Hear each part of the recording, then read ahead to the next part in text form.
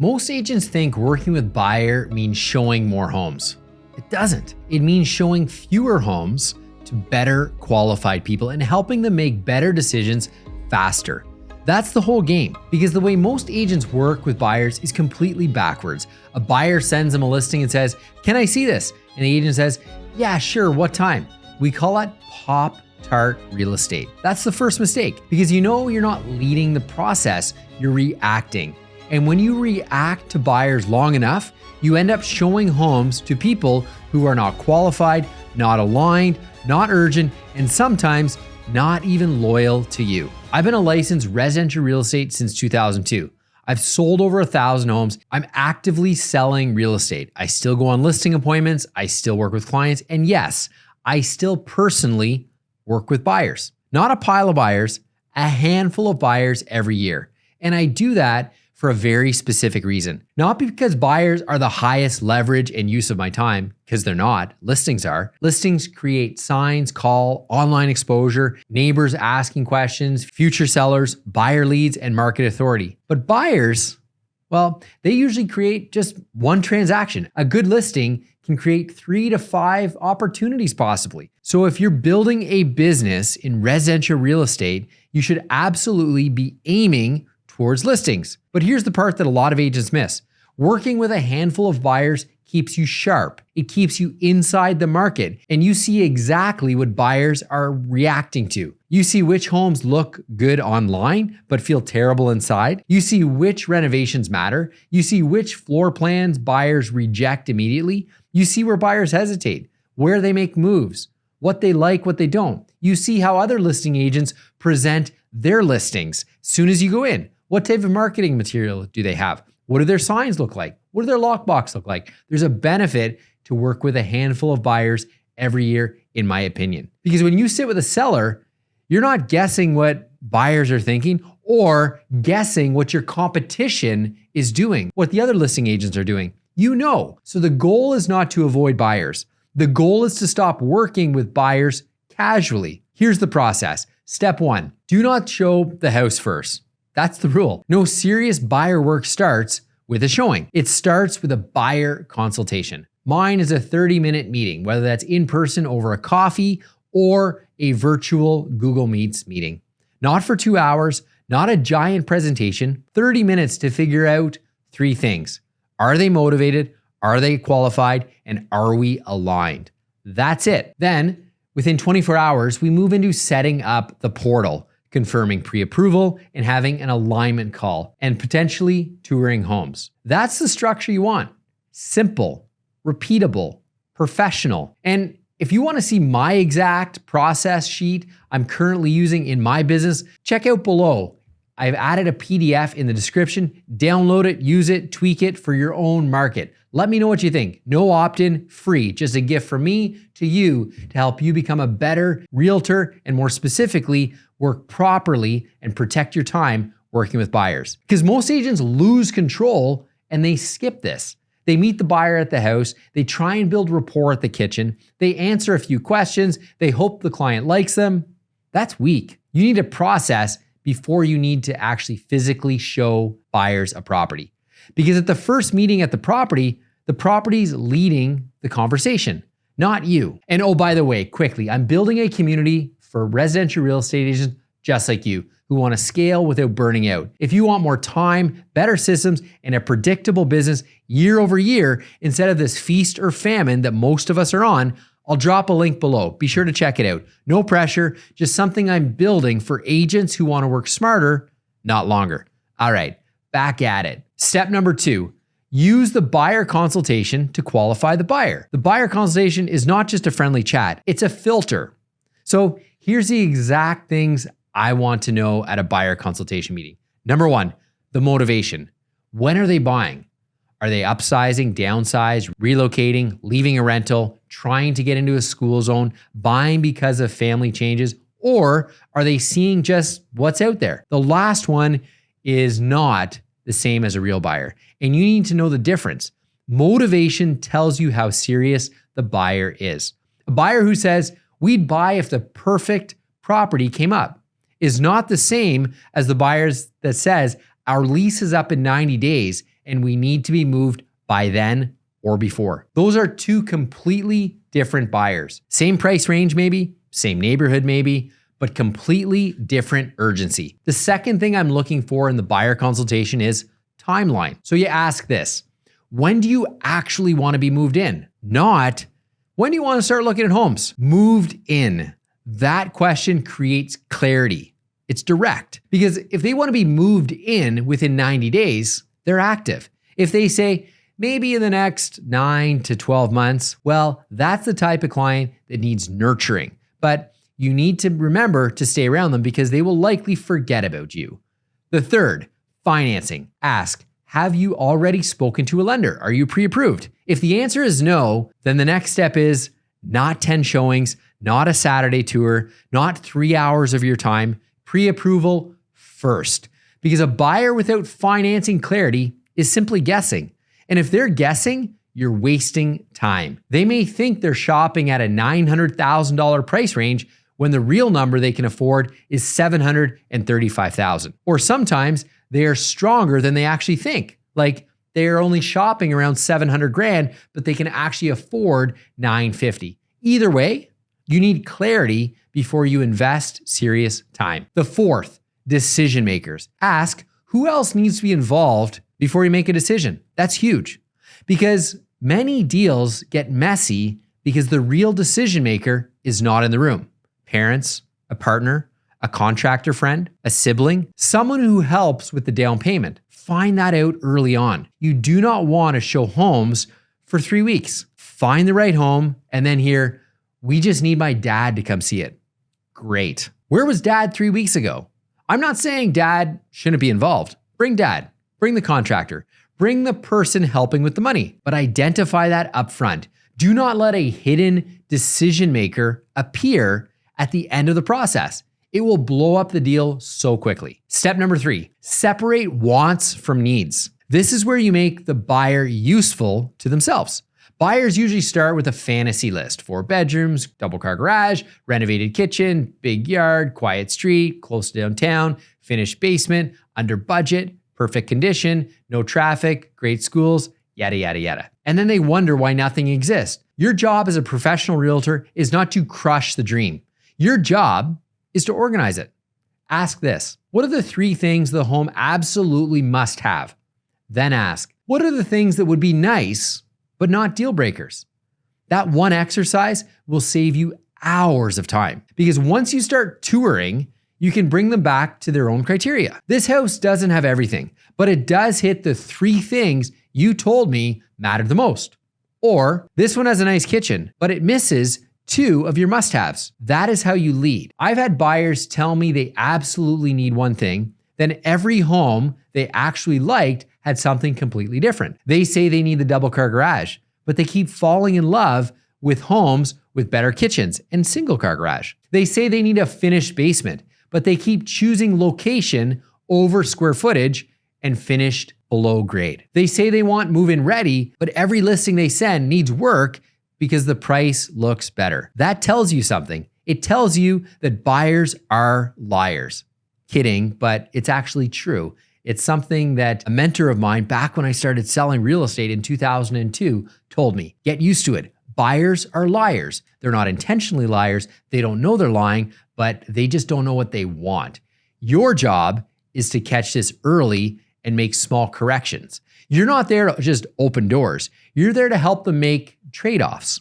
That's your job. Step number 4, set up the search properly. Do not just dump them onto an auto email. That's soft. A lot of realtors are just going to do that. You're a professional realtor that gets paid like a professional because you help make the process easier. Set the search up with full intention. I like having 2 searches. The first search is the ideal search. The second search is the opportunity search. The ideal search is what they think they want: neighborhood, price, bedrooms, style, condition. The opportunity search is where the smart buy might exist. Maybe it's one neighborhood over. Maybe it's slightly older. Maybe it needs cosmetic updates. Maybe it has been sitting on the market for a while. Maybe the photos are terrible. Maybe it's overpriced now, but if it sits for another week or 2, maybe there's a deal. This is where your value shows up. Buyers can find pretty listings online. They need you to find opportunity. Then create a shared property spreadsheet. Nothing complicated. Address, price, pros, cons, buyer reaction, next step. Because after buyers see 5 to 6 homes, everything starts to blend together, doesn't it? You've been doing this probably long enough to know that. They forget which one backed on the road. They forget which one had the tiny yard, the one that had the weird basement, the one that had the shared driveway, the one that had the great kitchen, but the terrible second floor ensuite. You're getting the drift here? This spreadsheet keeps everything organized in one spot. It's a Google Doc, a Google Sheet. It's very easy because any modifications you make or they make, it happens in live time. If you're curious what mine looks like, just shoot me a DM and I'd be happy to share what my direct template looks like. What this really does is it gives clients clarity. It gives them a pattern. If every home gets rejected for the same reason, that tells you the search is wrong. If they keep saying no because of the condition, maybe the budget needs to be moved. If they keep saying no because of the location, maybe the area needs to change. If they keep saying no because of the size, maybe the property type needs to be adjusted.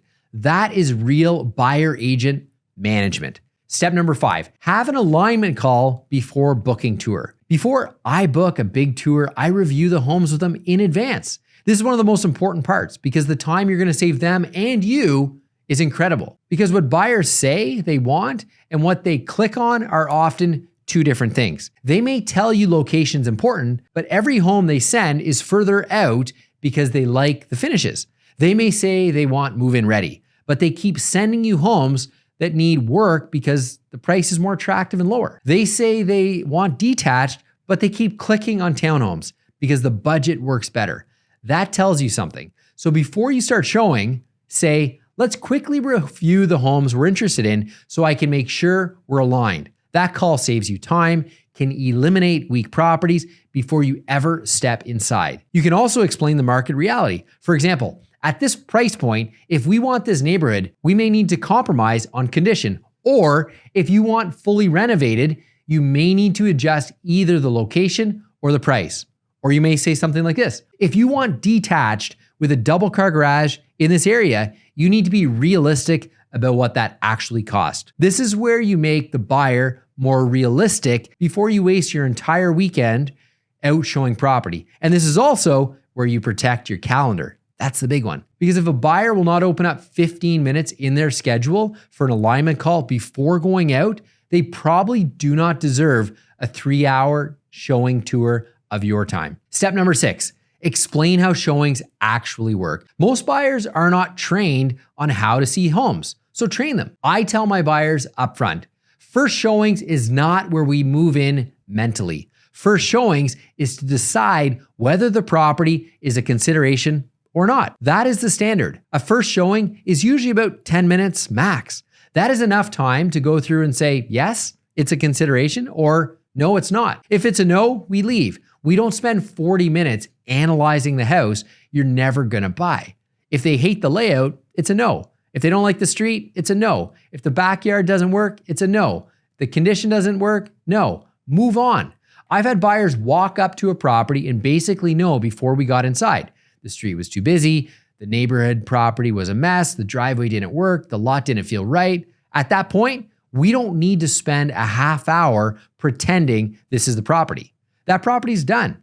And that's not a bad thing. Every no gives you, as the professional realtor, the data.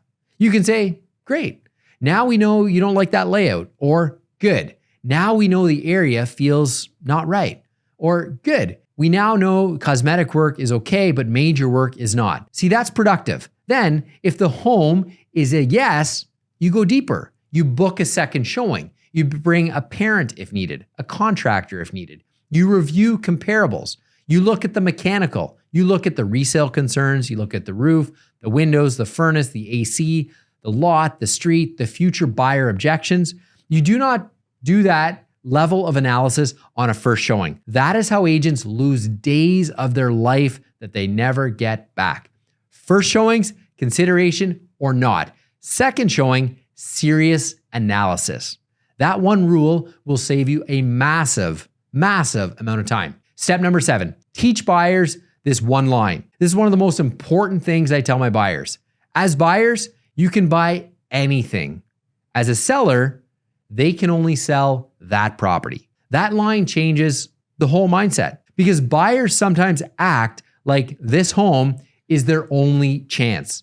It's usually not. They can buy this house, they can buy that house, they can buy this house, they can buy any house. They can wait, they can adjust their budget, they can change the property type. They have options. Whereas a seller, well, they have one property, one asset. They can only sell that property. That doesn't mean you encourage the buyer to be cheap or unrealistic. It means you stop them from negotiating from desperation. Desperate buyers overpay. A prepared buyer makes a strong decision. So when a buyer starts getting emotional, bring them back to this. We like this house, but we do not need the house at any price. That is the right posture. That's the right stance. And this matters most when buyers start saying things like, what if nothing else comes up? What if this is the one? What if someone else buys it? That is when you need to slow the conversation down because urgency is fine. I get it. Panic is not. There's a difference between writing a strong offer and writing a reckless offer. Your job is to know the difference. Step number 8, do the CMA. Before any offer, before writing an agreement of purchase or sale, you must do a comparative market analysis. Not a giant report, a practical one. You need to show your buyers what sold, what that current property sold for years ago, what it compares to, what is better, what is worse, how long has this property been on the market, what does the competition look like? Then you give them your professional opinion of what it means. Not just the data. Data is easy. The interpretation and your professional opinion is where you earn the trust. So you say something like this, based on the current market, the recent sales, which we've just reviewed here, I believe the property value is in this range. Or this one is priced aggressively, and I think we may need to move quickly. Or this one is overpriced, and unless the seller adjusts, we should be careful. Or this has been sitting on the market, so we have leverage, and based upon the current sales, I feel we can come in at this price. You don't need some 40 listing print off. They need help feeling comfortable that they are going to make a good quality decision. They find the house, they fall in love with it. Your job as a professional realtor is help giving them guidance on where value stands. Like they see a property for $787,000. Well, should we offer $780? Should we offer $719? Should we offer $750? They have no clue. That is your job, is help educate them on the market. Now, it's up to them to decide if they agree with it. And I say that right up to my clients. You're the buyer. I'm not buying this with you. What I am here to do is provide you some guidance into where the value would sit in the open market. You decide if you agree with it. You may think my number is low. You might come in higher. You may think my number is high. You might come in lower. I don't really care. Respectfully, I want to help you feel good about the decision you're about to make. That's advisory. That is what they are paying you for. Step number 9, negotiate more than the price. See, new agents often think negotiation is just the purchase price. It's not. You can negotiate price, closing, deposit, conditions, inclusions, exclusions. Sometimes the cleanest offer is not the highest offer. Sometimes the best offer is the one that solves the seller's problem. So before drafting, ask what matters most to the seller. Do they need a certain closing date? Do they already have another property? What's the seller's motivation? Why are they selling? If you as a buyer agent can really identify specifically what is happening in the seller's mind, think of the leverage you have as a buyer agent and buyer coming into that negotiation. It's incredible. I get offers all the time because I spend a lot of my time on the listing side of the business, and I have buyer agents see property, second showing, boom, they float an offer in. They don't even know any background on why the seller's selling. Like, great for us, and I wouldn't be sharing a lot if they reached out to me, but I don't actually respect the agents a lot, how they don't come into the negotiation prepared, asking the listing agent details on what the motivation is for the seller. That's really what you need to know before that negotiation starts. This is why realtor relationships matter. You know, if the listing agent trusts you and knows you are professional and believes your buyer can close, It matters, especially if offers are close and if you're in a multiple offer situation. Step number 10, work with buyers, but do not build your entire business around the buyer chaos. Here's the bottom line. Listings are a better business model. There's a statistic out there. It takes 6 hours on average to work with a listing and 36 hours on average to work with a buyer. So the data is there. Listings are a better business model. If you want leverage, you need listings. But working with a small number of buyers annually is still extremely valuable. It keeps you active, it keeps you current, it gives you real market intelligence of what your competition is doing. It helps you understand what buyers are rejecting, and it creates referrals because you're actively out with your clients. Like everyone I work with, just through osmosis over time, I get business from them because I say the right things. Not like I'm a comedian, because I don't find myself really all that funny, and not that I'm intentionally trying to force the relationship. It's just I know a lot about real estate and I'm authentic and genuine. And just in random conversations, people feel good and they feel trusted around me. And when people feel trusted, they like to tell other people that they care and love about if they're looking for a realtor that they can trust. And this is the whole buy referral. And that's how our businesses should be all built. So working with buyers is an incredible amount of investment and time in the working relationship, which will create business, guaranteed. So here's the process you can implement immediately today. Buyer consultation first. Confirm the motivation, timeline, pre-approval. Identify, are there any decision makers? Separate the wants from the needs. Set up a property search. Have an alignment call before any showings or any big tour. Treat the first showing as a 10-minute yes or no. Only go on deeper dive for serious contenders in a second showing. Do a CMA before any offer. Contact the listing agent. Identify the motivation of why that seller is selling. And constantly remind the buyer, they have options. As a buyer, you can buy anything. As a seller, they can only sell that property. That one mindset keeps buyers calm, strategic, and less likely to make overly emotional mistakes. So my advice, don't stop working with every buyer. Just stop working with them without a system. Because if you work with buyers casually, they will control your calendar. If you work with buyers professionally, you control the process. And that is the major difference. And one final note, the buying process does not end when they like the house. That is actually where your job gets really important, because before a buyer writes an offer, they need to understand the value. They need to understand comparable sales. They need to understand whether the listing price is a good price, overpriced, underpriced, or positioned to create competition. That is where the CMA, comparative market analysis, comes in. So if you want to know exactly how I do my own CMAs right now, you need to check out this video right here. Exactly what I do to prepare a comparative market analysis. Check it out right now.